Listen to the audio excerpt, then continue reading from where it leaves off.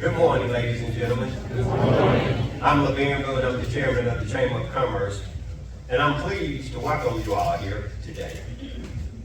This is a special day. This is Veterans Day ceremony. And this is such a special day to me. I like to start it by saying this is a day to commemorate all veterans of our wars, of our eras, past, present, and future. To celebrate the living and the dead. Who do you want to message? And the message is, I didn't get that.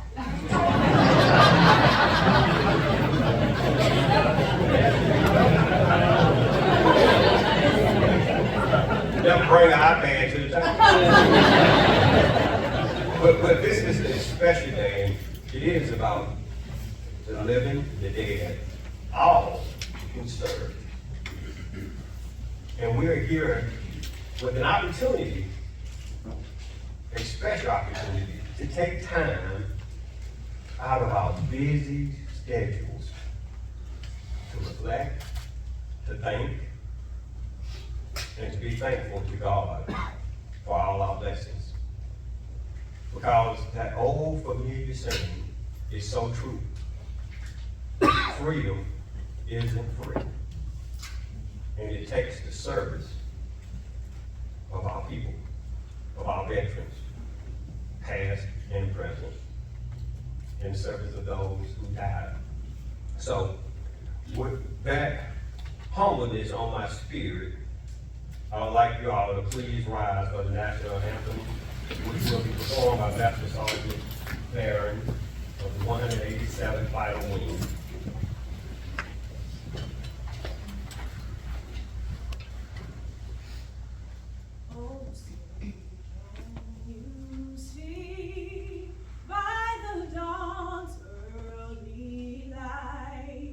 What so proudly we held at the twilight's last gleam, whose broad stripes and bright stars through the perilous fight o'er the ramparts we watched were so gallantly streamed, and the rockets red glare, the bombs bursting in air, gave proof through the night that our flag was still there.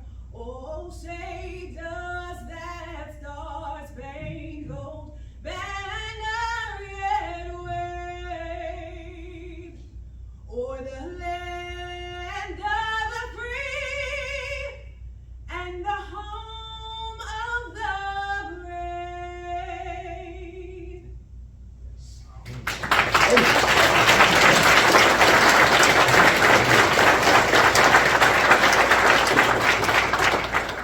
Thank you so much, Sergeant Barron, for the wonderful rendition of the national anthem. Thank you. It was pleasing to the heart. You all may be seated. At this time, when we reflect at this unbelievable time of the season that means so much to us all, I'd like to first start the program by thanking the people that made this possible. The sponsors for this ceremony today is our presenting sponsors, AARP. Thank you for your support of our veterans in this country. Our gold sponsor is WCOV Fox 20. Let's join together and thank those people.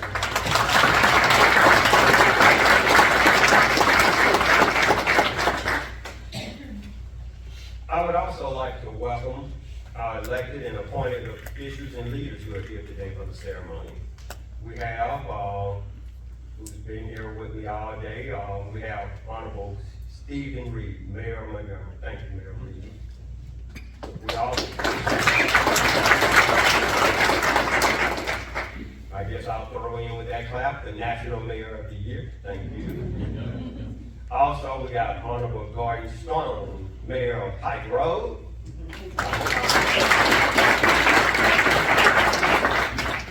Oh, my good friend, Honorable State Senator Kirk Hatchett. Well, you're Senator Hatchett, if you're here. He is definitely excused. We got the senator working hard, fella.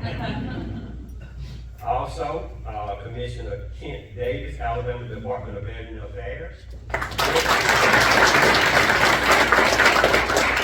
And my dear friend, Honorable Isaiah Sankey, Vice Chairman, Montgomery County Commission. Thank you for being here. Also, I got who and why some of the most special people here to me. I want to welcome our senior military leaders who are here today with us. Major General Sheriff Gordon, are you here with me? Brigadier General Clay Freeman, Commandant of the Air War College. Also, my golfing buddy, Colonel Ryan Richardson, Commander of the 42nd Air Base Wing, where you at, and Colonel Chris LeCoultre, Commander of the 908 Airlift Wing. You're here with us today. To make this show run, I also would never want to forget Anna Buckaloo, President and CEO of the Montgomery Chamber of Commerce. Thank you. Finally, I want to thank and be thankful for you all, the community who supports our military, who loves this country, love this state, and even more so, love this city of Montgomery. So thank you all community members and veterans who are in attendance today. Thank you all for joining us today. Let's give them a applause.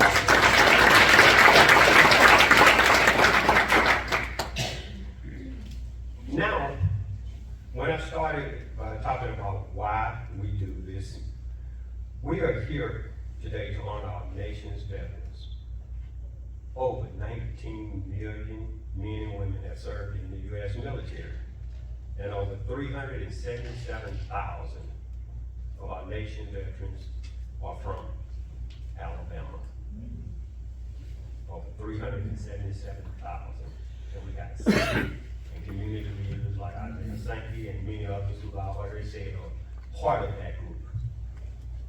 Veterans Day was first observed on November 11th of 1919 as Armistice Day, in honor of the first anniversary of the end of World War I. In 1926, Congress called for an annual observance of the anniversary, and in 1938, it was officially a federal holiday. In 1954, President Eisenhower officially changed the name of the holiday from Armistice Day to Veterans Day, as it is currently known today. So, that is the history. But I think when I started off, and the note that I said is why it's so special to me. And I just want to remind you all of those also, this is a special day. It's a day to commemorate all veterans of all wars, of all eras, past, present, and into the future. The living and the dead. And thank you all for being here to support that. Now, I want to introduce our mayor, my mayor, to begin the ceremony by inviting the mayor up to provide a few comments. Mayor Reed, would you please join me and provide a few comments on this special day?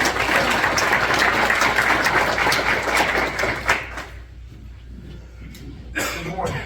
I want to thank Chairman Boone for his leadership over this last year. Really are grateful for the time he has dedicated to the Chamber of Commerce. For those who serve in this role, they know how much time that is. And it's something that has really helped us accomplish a lot of things that we had touted as a top 5 Great American Defense community, as a community that is recognized in building out our appreciation for our military, those who have served. I'm reminded of a cousin who's more like a brother to me, who is currently serving in South Pacific right now in the Marines. And when I talk to his mom, it is often, well, how's he doing? And she says, well, I don't know, because I can only talk to him very few times. Normally I get a text and it's through an encrypted app. It's not through a normal text message. And so she said, I don't even know where he is. He can't tell me that. But I know that he is doing all right. And I will tell him you asked about him. And I'll send him a little screenshot. He was a young football player back then in Illinois. And so we keep up a lot through sports and a lot through family. And I'm reminded of that because he was soft as a cotton ball at that time, and now he is leading Marines in the South Pacific. And it is truly an honor, and I tell him that all the time. He motivates me and inspires me, because I remember pushing him around and trying to get him tough, and I said, I couldn't do what the Marines did. And look at what you have done now, and just done 4 tours in Iraq and Afghanistan, and continues. And he has just been a tremendous inspiration to me. I remember all of us crying when he got the first call to go over there, and it was in the heat of battle at that time. And so I say all that, that's not part of my prepared remarks. It's just when I look and I see all the veterans that are here, I'm inspired not only through what you've done, but what those who are serving right now continue to do. I have many veterans in my administration, my Chief of Staff, Chip Hill, my COO, Jeremy Reed, Eddie, also our Chief Policy Advisor, Eddie Compton. Very tight-knit group, and so sometimes when they kind of get off to the side, I guess they're talking about me because I never served. So I take that, but it's something that we genuinely appreciate. And I just want to just say on behalf of everyone, we thank you. And so I say on behalf of our city council, veterans there who served, our leadership, Charlie Jenwright and CC Calhoun, as well as our other incoming council men and women that are coming here, as well as Andrew Mansky out of the city, and Julie Beard, and all, I didn't miss anyone calling any names from our city council. But it is great to discuss what this relationship means from a community standpoint.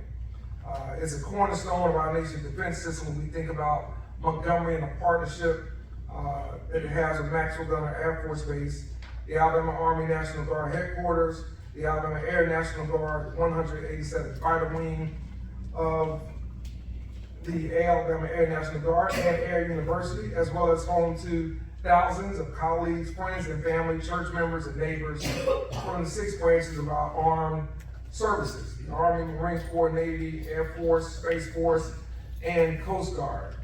Maxwell Air Force Base has been a cornerstone of our military heritage for over a century. The first artifact that I read when I became mayor was from Mayor Jim Robinson. It was a letter about the importance of Maxwell Air Force Base to this community. It has trained countless men and women who have gone to serve our country with distinctions. The base has not only contributed to our national defense, but has also had a positive economic impact on our local community. And this city, this community, our county, and this region is intertwined with military service. When I talk to the mayors in Prattville, Wetumpka, Pike Road, Gordon, and others, we all have veterans that not only are serving, but are calling our communities home. And so It is great that they are not only guardians of our democracy, but just they are regular people who have done extraordinary things. They are neighbors, they are coaches, they are friends. And the lives of those who have been lost should never be forgotten. And we owe a debt of gratitude, as Chairman Boone said, to the 1.1 million brave men and women who have fought and fallen in defense of these freedoms. Our community is proud to hold one of the top distinctions in relationship to our military as a whole. We continue to work at that. This distinguishes us as a hub of innovation, collaboration, and resilience, and an attractive destination for defense-related businesses and organizations. Collaboration with our federal and state agencies, as well as the military, has enabled us to build a community that is welcoming to the men and women of our armed services. The strategic partnerships and alliances that have played an integral role will continue to make Montgomery a great choice for life long after the service. As the mayor of this great city, I pledge that Montgomery will forever be indebted to all of the sacrifices that you all have made. We stand united and ready to support you and your families. And as the son-in-law of a Korean War veteran, as a son of a veteran of the Korean War cleanup, your courage is our strength. Those are things that have been shared with me and my family for many, many years. But we know that it's not just things like this that we have to do.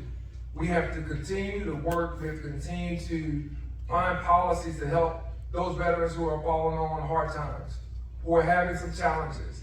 And that means that we have to work with our partners at the county, we have to work with our partners at the state, our partners at the federal level, and we have to work with many of our business leaders in our private sector who are continuing to help us help those that have served.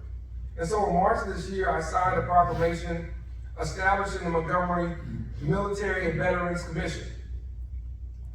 This commission is working to deliver policies and programs that enrich the lives of all Montgomery residents, including our military service members and their families. It's important because as a brother-in-law to those who have served in the United States Air Force, graduates of the Air Force Academy, I'm privy to things that they hear from some of their classmates, some of those they serve with, who are facing challenges, and the things that in their respective communities they wish they had happening there. Well, in our case, we're doing some of those, but certainly not enough, and definitely not all. And so when we get around some of those family conversations, and we get past what's the latest trending topic on social media, we get right down to it about how government can better serve those who have served our nation. It's really interesting to hear from family members who spare you no filter. And that's what we need. Those are the family members who give you the best ideas and solutions of what's not happening and what it should do really help us move. And so we hope that through the establishment of this commission, we can take those ideas that are both informally given to us as well as those that are formally submitted and implement those. Because while it's great to have the recognition and it's great to have the things of being a top 5 defense community, ultimately we want to make sure that we're impacting people where they are.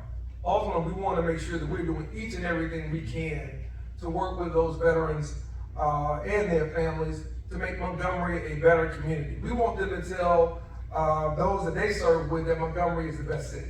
We want them to tell those that they serve with this is the best community they can be in. This is the best region they can come to, whether they are in the city of Montgomery or one of our surrounding cities. We want them to call this place home. One of our leaders here mentioned about my book that I have out, and the fact that I talked about going to Bond Road Elementary School. And in the book I talked about those Air Force kids that we went to school with at that time. And I said that was probably one of the best times, if not the best time of my life, and those talking to those that are older in Montgomery Public Schools history. I said it was an integrated school. I said I went to school with those who cleaned up the banks, who and those who ran the bands. But I said I also went to elementary school with those who fought for this country and those who fought for the betterment of this country. And I said whether they were in the armed services or they were just foot soldiers in the civil rights movement, we're all in that same yellow cheese wagon, going to Vaughn Road and going to public schools at that time. And one of the people I highlighted was someone who always had an impact on me, and that was Coach Sonny Van Devender. For those of you who know Coach Van Devender, who went on to not only just to coach at Jeff Davis, but also at Montgomery Academy, you know, he was an F-4 pilot in Vietnam. And Coach B, as we called him back then, was just a testament to everything I think many of us wanted to be. He was disciplined, he was fit, in shape, he wore those culture shorts and those long white socks. And he pulled it off some kind of way that I don't think I ever could. But then you see that picture of him standing by that airplane, and you knew he had done some special things. And he continued to do that, serving this community, giving back to this community, and being an example to many of us. And Coach B and many others give back to our communities in so many ways. They give back to our churches, give back to our nonprofits, give back to the city. Many of you continue to do that right now. We can't put a cost or a metric on the hours and time that you give, and certainly not what you have given. And so I do feel a responsibility as being a beneficiary at so many levels for those who have served. And I will say to you that if there is an area that I always got to think about is not serving. And it's something that I try to figure out through government how to make up for that. Because all of this takes sacrifice. All of it takes commitment and will. And those that have done and those who continue to do so continue to be an inspiration to me. And so I just want to extend my deepest gratitude to all of you who are here, those that are watching online, but more importantly, those who are continuing to do the work and who are pressing us and bringing us ideas and suggestions of how we can be a more compassionate government and more collaborative government to our veterans. Our open arms and warm hearts have made it possible for our service members to feel at home in our capital city. And we only want that to grow more. And so we're here to support you, not just during Veterans Day and Veterans and Families Month, but every month. You've given so much to protect our freedoms, and it's now our duty to honor and support you in return. And so with that, I just want to say thank you for everything that you continue to do. We do not get it right all the time, but we certainly try to. And where we can improve, don't hesitate to let us know. Where we can improve, let us know how we can do that. And I don't think there's a price tag that we can place on what it is we'll do. Thank you for your service, and may God bless you.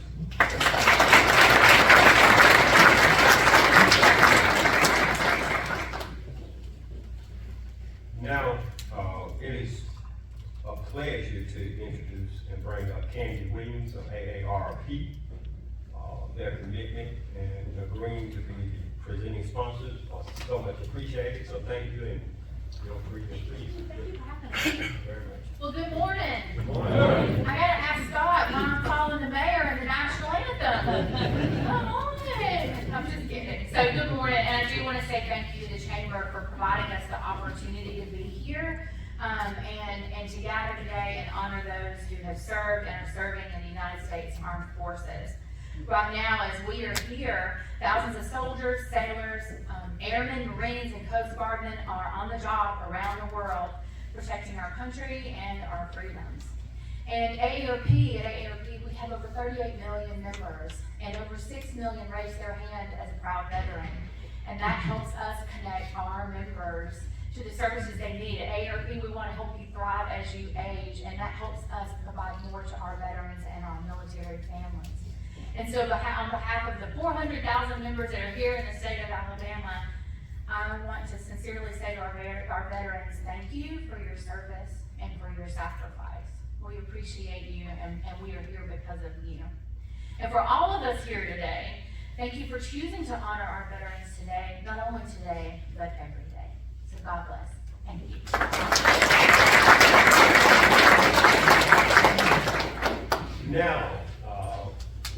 Now we have, and it's a great honor to introduce our keynote speaker for the day, and that's Brigadier General Clay Freeman. General Freeman is the Commandant of the Air War College, Maxwell Air Force Base. He is a command at the squadron level, group level, wing levels, and have led 2 joint special operations air components in the European Command and Indo-Pacific Command. Ladies and gentlemen, I want to introduce to you General Freeman. Thank you for being here.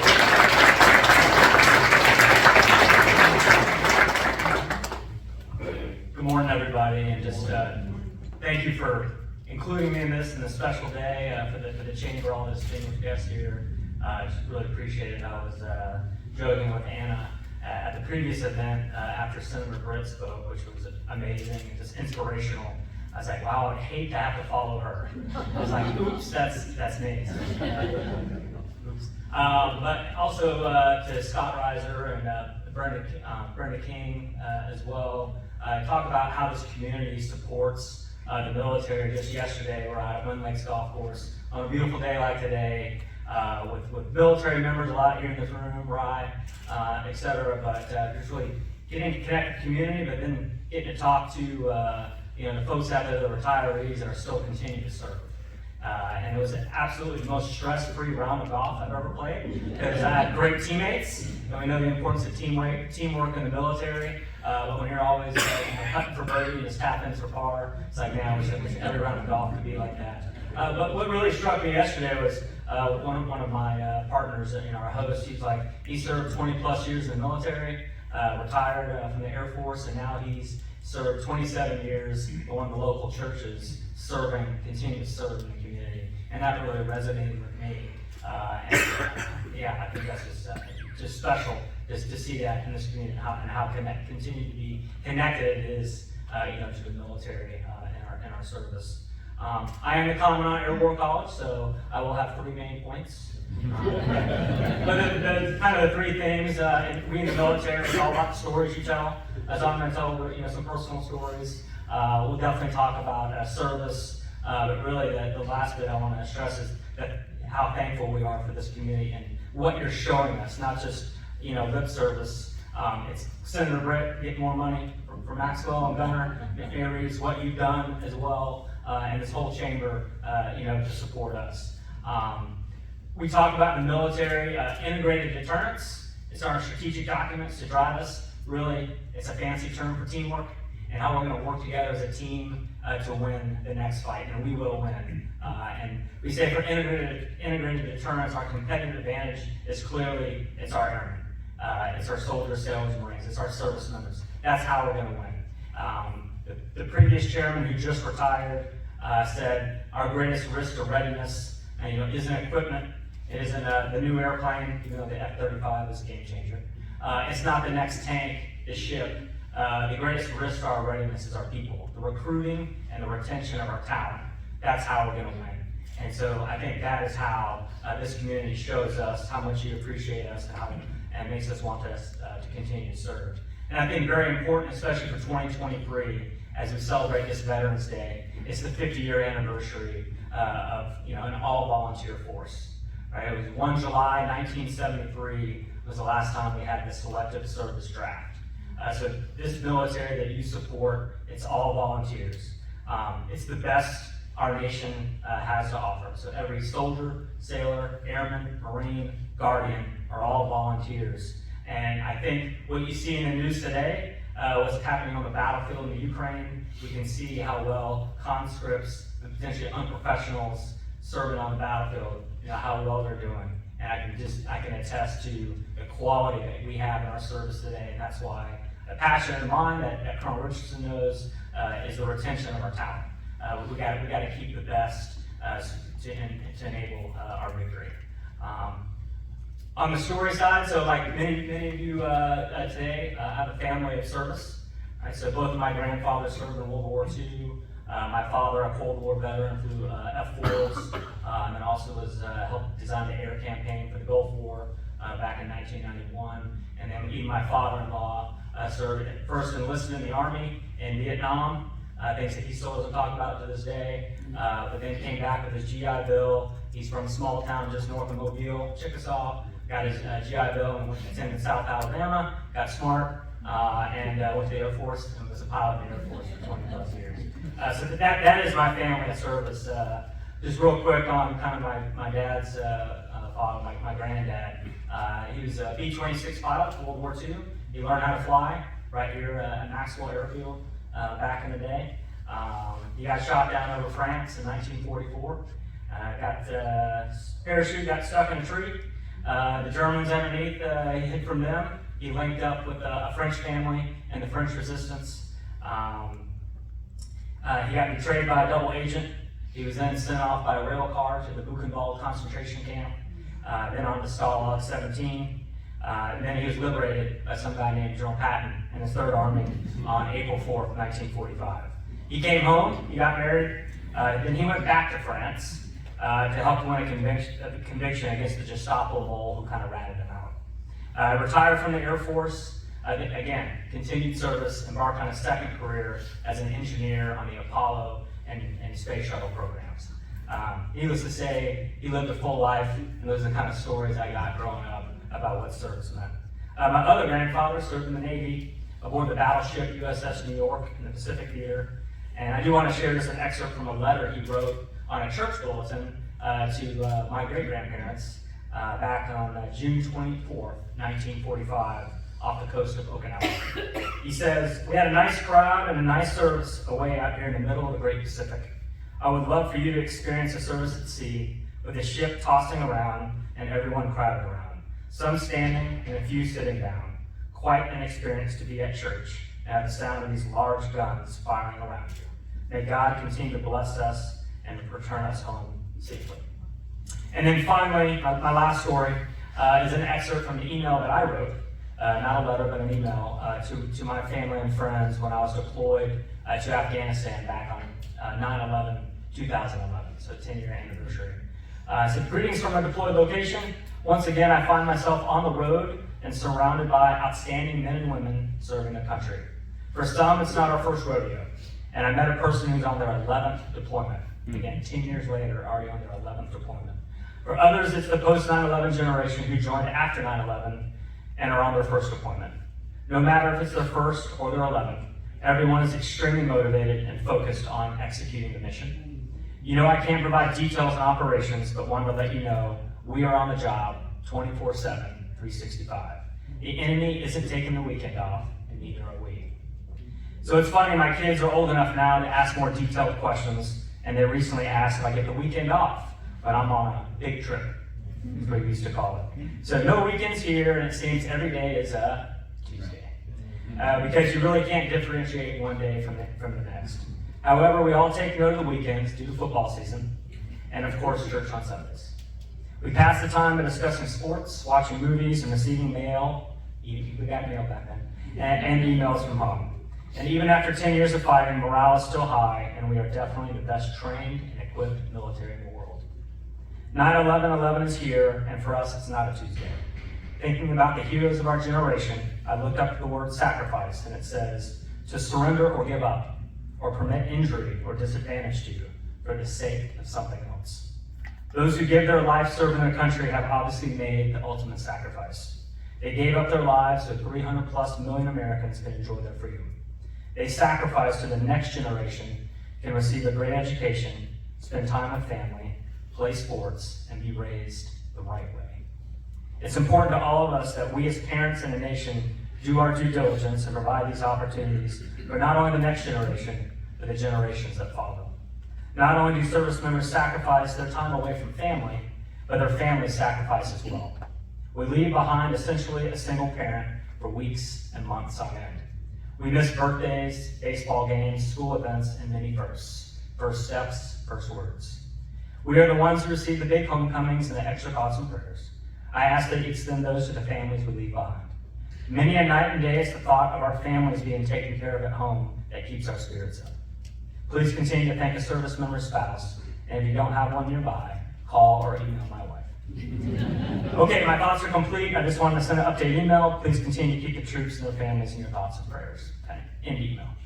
So I think the greatest thing about my family's legacy of service is that it's not unique. Many of you in this room have a similar story, and you tell that story, hopefully, around the campfire or coming up here in the holidays. And I'm very proud that we honor all of you and all of them today. And really, the history of America is a story of service. It's a cornerstone of our democracy. It is the story of ordinary citizens volunteering to serve for the greater good of the country. The U.S. military has long represented a powerful avenue for service, and our veterans are living testaments to this legacy. Their service extends far beyond their active duty, and their commitment to our nation endures long after the military's careers end. From the moment they take the oath, our veterans embody the American values of duty, honor, loyalty. They make sacrifices that many of us can only begin to imagine. They endure grueling training, face the hardships of deployments, and in many cases witness the horrors of conflict.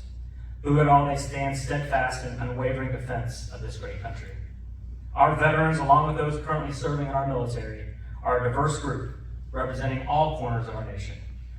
They come from different backgrounds, experiences, ethnicities, and walks of life, but they are united in their steadfast dedication to our country. The U.S. military is a meritocracy, working to recruit the best individuals and develop the best teams, wherein people are judged by their competence, their character, and their capacity. Our veterans have embodied these principles throughout their careers and continue to be guided by them as they transition into civilian life. They contribute leadership, character, and valuable skills, and a wealth of experience to our communities. In 2023, the Montgomery River region was named a Great American Defense Community for its exceptional commitment to improve the lives of service members, veterans, and their families. We are grateful to the Montgomery River region for its long-standing support. One shining example of our relationship is the creation of the Maxwell River Regional Partnership for Educational Excellence. This ensures military-connected children have access to top-notch educational opportunities. In partnership with Indiana University, there have been great strides made in recent years through engagements with local schools, educators, and administrators, and the Alabama State Department of Education. We can see this progress in the establishment of 13 Purple Star schools for our military-connected children. The investment in our region and the military community is ongoing. I remember a classmate of mine from Squadron Officer School, which we attended probably when we were in our early 20s, mid-20s, just amazed at how the downtown area was revitalized. Like now, the restaurants, the hotels, there's a difference. And this is probably from 15, 20 years ago. But thank you to the community for doing that. The recent opening of the Montgomery Whitewater facility is right outside our gates. I think the importance of our civil rights landmarks and many other educational, historic, and entertainment opportunities all lie within a short drive from Maxwell and Gunner. And really provides us a robust quality of life enjoyed by the 42,000 military and family members residing in the area. On Veterans Day, we celebrate our veterans. Without their service and commitment, we would not be the nation we are today. We must honor them every day by ensuring they have access to communities like in Montgomery to help them stay connected, by ensuring they have support when they need it, by ensuring help is in place before they need it. At Air University, we have established wellness programs that are directly tied to resiliency, family readiness, and retention of the total force. For example, in the Air War College, we have recently embedded specific resources to help bolster the well-being and the resilience of our students, faculty, staff, and families. Our resilience triage team consists of a chaplain, a nurse, a counselor, and an athletic trainer. We are committed to providing support to all those who serve and have served our great nation. I'm reminded personally of the importance of this support as my family recently celebrated the 4th generation Freeman service as he graduated from the Air Force Academy this past June and commissioned as a second lieutenant. We are quite proud to have him be a 4th generation service member in our family. And before I wrap up, I wanted to share something that came up in our seminar discussion last week. We were talking about great power competition, about the People's Republic of China, about the Russian Federation, and all the challenges we have in the world. And it was one of our allies from a Middle Eastern country. He said, America is so strong, but you are also very humble. You should definitely amplify your strengths more often. And he said, you truly, and he quoted, your former President Ronald Reagan and our former Secretary of State Condoleezza Rice, you truly are the beacon of hope. We all want to emulate you, America. We want to be like you. And I think that's true in what I've seen and Colonel Richmond has seen, especially with our international families, and Senator Brett mentioned this as well, is that they come to Montgomery with their families, they are connected, they love America, they love the river region, and they go back home and say, America isn't all about what's on the movies and TV and the pop songs. It is, wow, what a great community, and they go back spreading that message. It's a testament to everyone here in this room and in this community that they have that kind of experience. They truly love being here, and they love America, and it's kind of funny about it. The kids are like, how can we stay here? They want to stay and continue to get developed. But I really just wanted to share that, but want to close today by saying thank you. Thank you to all those of you who have served. It's appropriate that we pause on Veterans Day to recognize each and every one of you. Your sacrifices provide us with safety from those who would put our national security in peril, and therefore we remember and honor you today and every day. We will never forget. Thank you.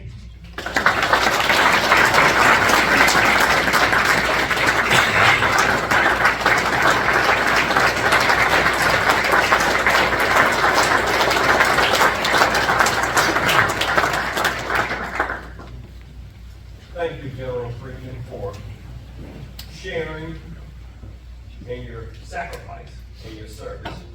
And thank you for sharing your family's history of sacrifice, commitment, and service. And we are indebted to you. And thank you for being a part of this community and your whole team and all of the entire Air University team. So thank you. Now I would like to continue and also invite up Brian Edie. Brian Edie, Colonel, U.S. Air Force retired. Colonel Edie served in Air Force for over 28 years and currently serves as the founder and president of Bonfire Ranch. Thank you for what you're doing in the community, and thank you for your service. Thank you, sir.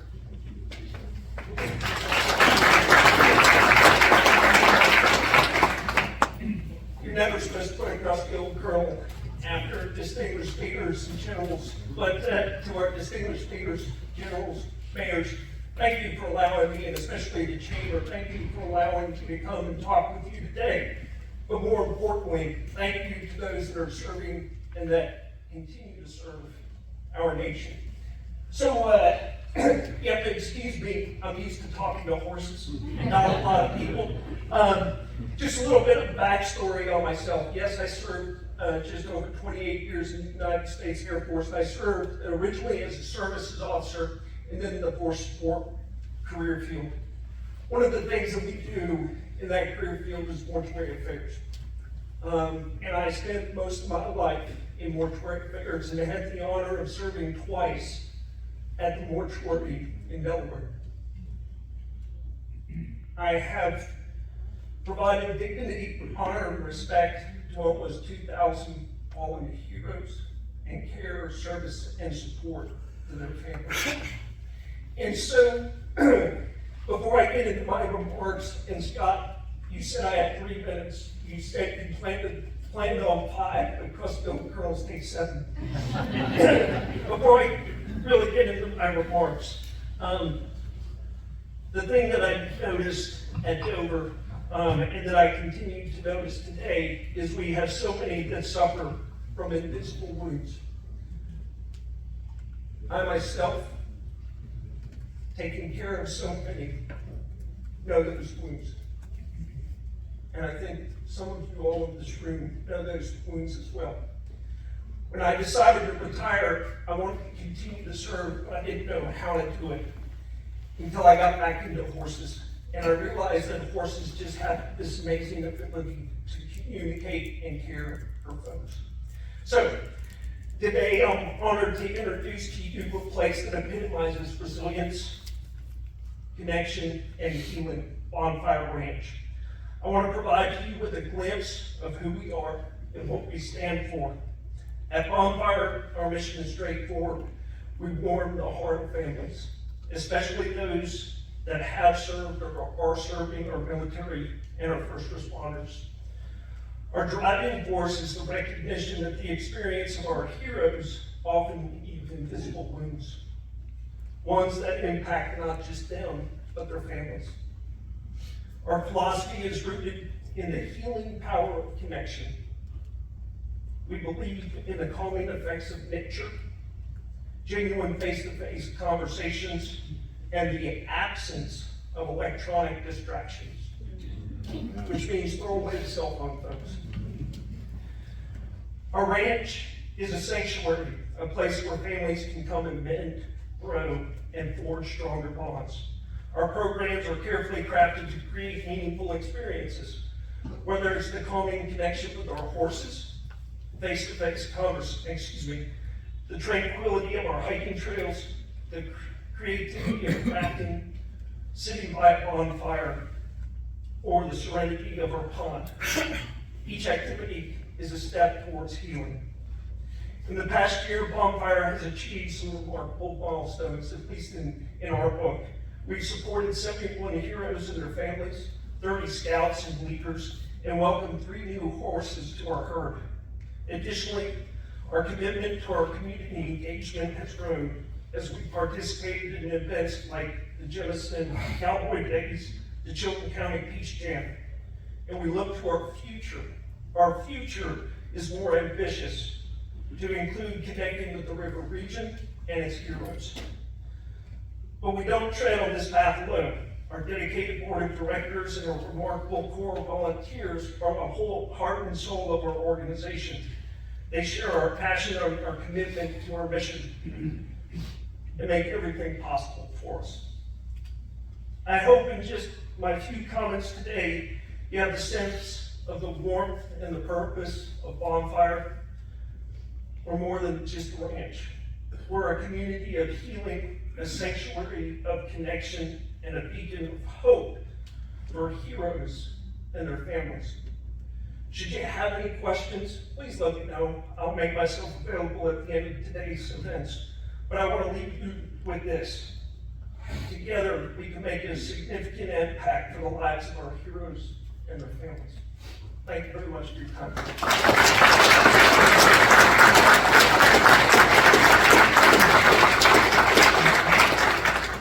Thank you, Colonel Evie, for sharing what you're doing. You're in the trenches, making a difference every day to people's lives. So thank you for what you're doing. Now it's my pleasure to provide you all with a real treat. A treat that should please everybody. It's my pleasure to introduce Kia Lavender. Kia is a student. Kai Lavender. Kai is a student at Booker T. Washington Magnet High School right here in Montgomery. Kai, thank you for being here. Kai is an accomplished musician and a past American Idol contestant. I got to notice that myself on TV Live and didn't even know he was from our community at the time, and has joined us to form the song America.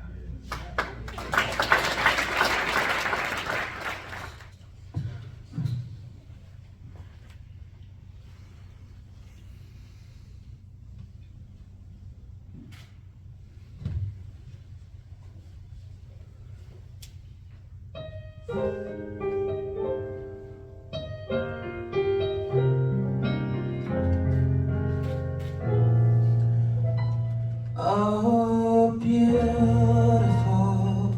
for spacious skies, for amber waves of grain, for purple mountain majesty, above the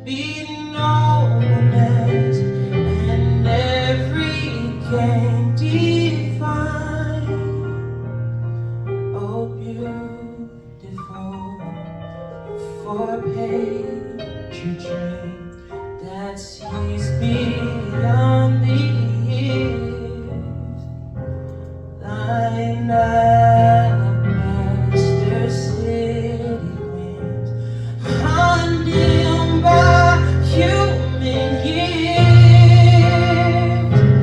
America,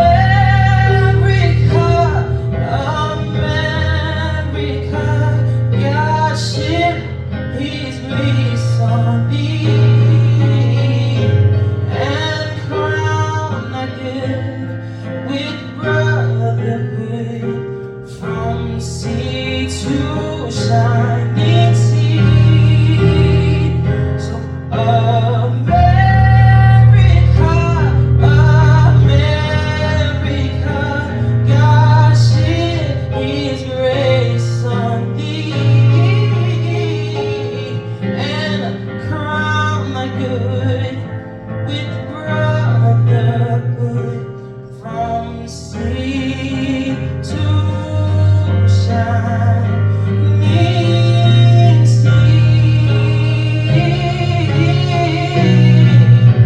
shining sea.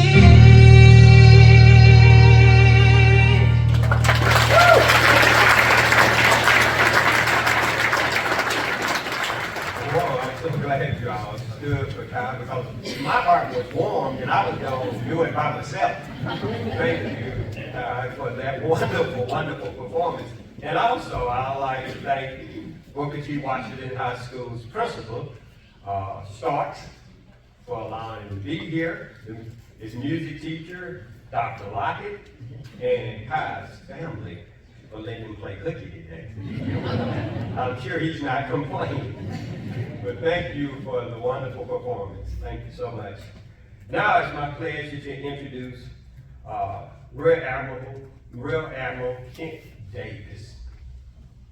I want you all to know a little about him as he comes up. U.S. Navy retired, Commissioner of the Alabama Department of Veterans. Commissioner Davis is a veteran with a long distinguished career in the U.S. military and the U.S. Army. Additionally, he served as U.S. Air Force civilian at Maxwell Air Force Base, making him one of those rare individuals that have served in 3 of our military services. 3. Ladies and gentlemen, Commissioner Kent Davis.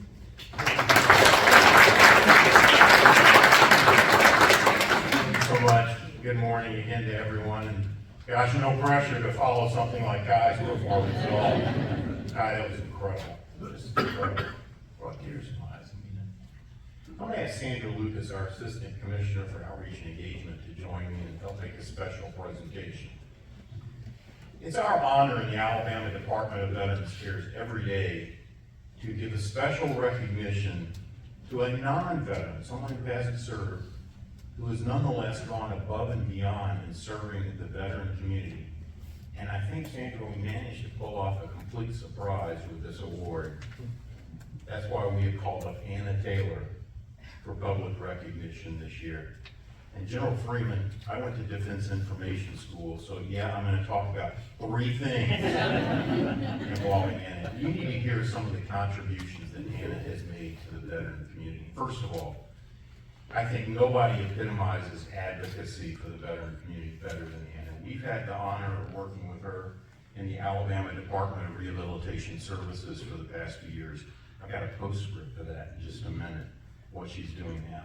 Anna has a history of commitment to the veteran community in Alabama and the River region. Let me give you some examples. To help veterans gain employment, Anna supported a bike drive and partnered with the Family Guidance Center and the U.S. Department of Veterans Affairs for resume workshops, interview experience, job offers, and even new suits, new business suits, so unemployed veterans could receive a handout. Second, as part of a Retaining a Valued Employee, or RAVE program, Anna partnered with the military program to serve hundreds of service members to assist with individual workplace accommodations at their work centers, which preserve hundreds of jobs for veterans with disabilities. Anna was also instrumental in bringing the National Guard and automotive manufacturers together to form a formal partnership to hire veterans with disabilities, a program that's still in place today. Point number 2, Mayor Reed talked about partnerships. Anna epitomizes partnerships. When I look around this room and all the distinguished guests today, I think about all the partners in this room, many of them I know very well. God bless you for being here. Anna has worked tirelessly to develop partnerships on behalf of Alabama veterans. For example, she served as co-founder of the East Alabama Veteran Employment Council, which was founded in 2015. She organized the Central Alabama Healthcare System Employer Breakfast, the Heroes Hub, and many resource and virtual job fairs for veterans. Anna was a co-founder of the Central Alabama Veterans Collaborative, we call it CAVIC, formed in 2019. CAVIC is a network that assists veterans and their family members to disseminate information to partners who serve veterans in the community. Since 2019, get this stat, it has grown from 22 members to currently having 248 members. Most recently in 2021, Anna was the co-founder of the Workforce Region 6 South Alabama Veterans and Military Resource Collaborative. Their common purpose is to form collaborative partnerships and resources to improve the lives of veterans, service members, and their families. Third point, get there, girlfriend. Service above self. Anna has been called a force multiplier who brings resources, clarity, and action to goals on behalf of others. For example, Anna coordinated with the Alabama Governor's Committees on People with Disabilities statewide and served as the liaison for the Alabama chapter of the National Disability IN program. Anna was one of the initial members of AlaVetNet and Alabama's Challenge to Combat Veteran Suicides, where she broadened the membership with her statewide veteran partners.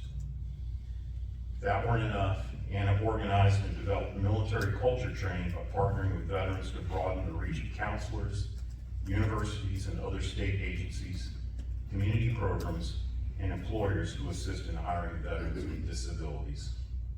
So in closing, if that weren't enough, the Alabama Department of Veterans Affairs recognizes Anna Taylor's tremendous work on behalf of the veteran community. Her mission over the past 10 years has been to assist veterans with disabilities to achieve their maximum potential. Her enthusiasm is unparalleled, and I tell you, her smile is contagious. We've got her emotional right now. She skillfully develops partnerships and resources for those less served. On behalf of all of the Alabama veterans in this state, we thank you for your dedication and service on our behalf. Thank you, Anna. And we'd like to present this certificate and the quintessential challenge coin that goes along with it to Anna Taylor.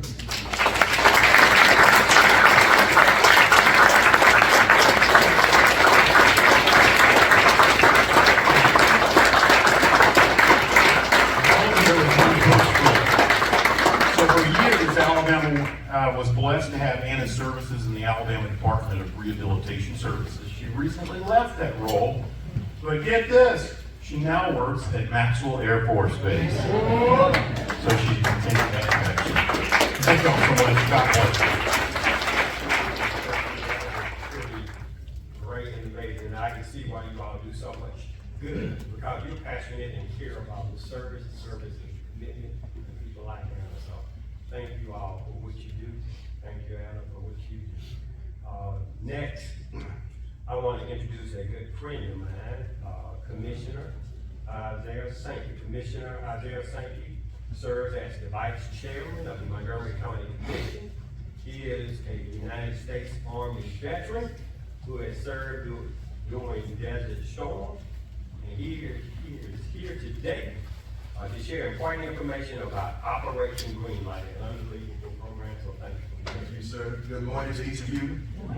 It's a privilege to be able to brief you on Operation Greenlight. And Ms. Anna Taylor, we need more folks like you to be of service to the veteran. You see one of our properties there, the Montgomery County Courthouse. It's lit green. That's from last year. Operation Greenlight has been in effect for 3 years. We joined the second year, and so we have lit some of the properties. That's last year. We'll be doing the same this year. Operation Greenlight is a joint initiative between NACO, which is the National Association of Counties, and the National Association of County Veteran Service Officers from 29 states across the nation. The objective of this initiative is to highlight the contribution and sacrifices that veterans and their family members have made on behalf of our country. As a U.S. Army veteran myself and a member of NACO's Veterans and Military Service Committee, I am proud to help lead this initiative in Montgomery County. So we are encouraging businesses, local government, and other organizations to light their buildings in green from November 6th through the 12th. We are also asking private residents to burn a green light on their front porch or somewhere in their home. And I have my green light. It casts a nice green shadow on my front porch. In addition to showing our appreciation for our veterans, the service that they've given to the country, we also want to shed some light on the challenges that some of them still face. And even though we have a lot of resources available, Ms. Taylor, there are still some challenges that our veterans face, such as inadequate housing, access to mental health services, jobs training and employment, educational opportunities, and some of us still suffer from food insecurity. So we all share the responsibility of ensuring that former service members and their families have access to resources that they need to lead productive lives. I want to thank the Chamber and Scott Reiser for the opportunity to highlight Operation Greenlight, and we invite everyone to participate, and we want to extend a special thank you to all of the organizations that serve veterans and their families every day. Thank you.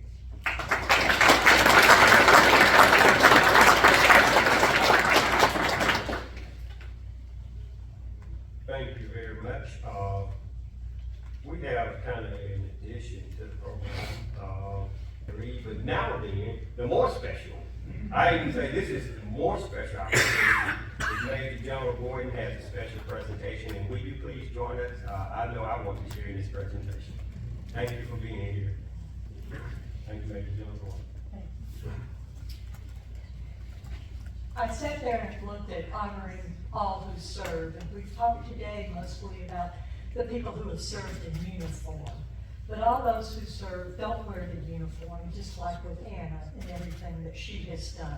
And there's a member of the Montgomery Chamber of Commerce who has helped serve our military and our veterans tirelessly through many years. And even before that, she was an employee out at Maxwell Air Force Base serving that community. And so at this time, I would like to take the opportunity to present Brenda King with an award.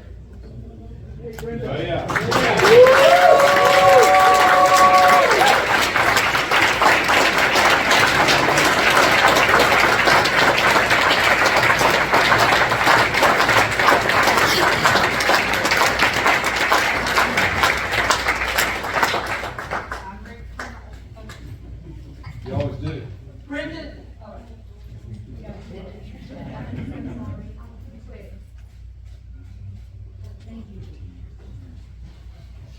this makes Brenda an honorary colonel.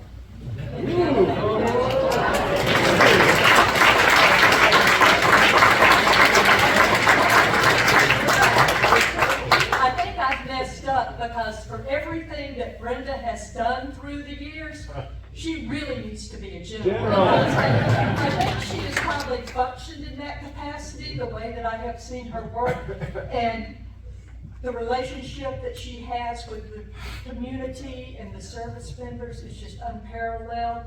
And it's such a great honor for me to be able to present this to her because she does mean so much to this organization, this community, and, you know, statewide.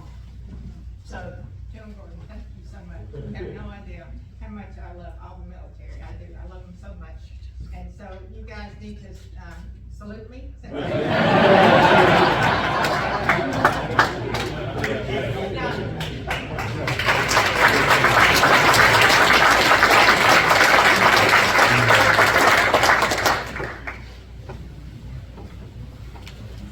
That was my favorite one. And we caught off guard. She usually always have be so prepared for everything military, but she wasn't prepared. I could tell. So I am so excited to have been part of this program, and so thankful for the love and warmth I feel in this community and our commitment to the military, and how special a bond we have. You all have warmed my heart and brightened my day. And this is the time where a moment of silence. There's a tradition to observe a moment of silence in honor of our nation veterans. Our silence provides the time for silent contemplation, prayers, and reflection. And it demonstrates a profound respect for our veterans who serve and sacrifice. So with that being said, please join me in a moment of silence.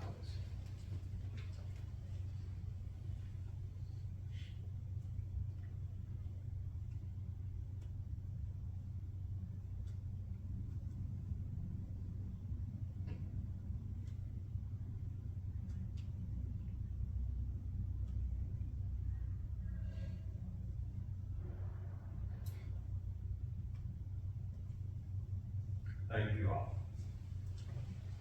And when you're in silence for that long, sometimes it can feel like a long time, but I needed every moment of it. And these great people who serve this country with so much honor and pride in this great nation, I needed every moment of it, and I'm sure you all did as well. So thank you for that.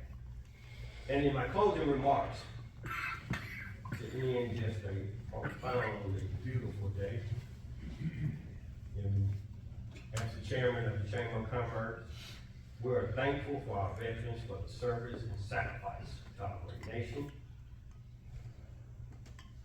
And I just have to repeat myself. This time it's just perfect. Freedom isn't free. And we are truly honored and grateful that our veterans are part of our community, our neighbors, and our friends. So that's why we're here. That's why we're here celebrating.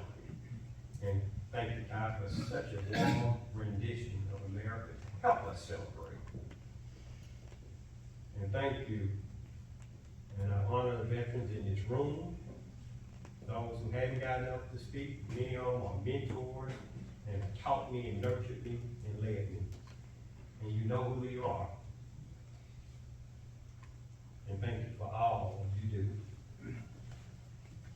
And thank you for everybody in the community who is here. On behalf of the Chamber, I want to thank you for attending this Veterans Day ceremony, and have a blessed and wonderful day. Thank you.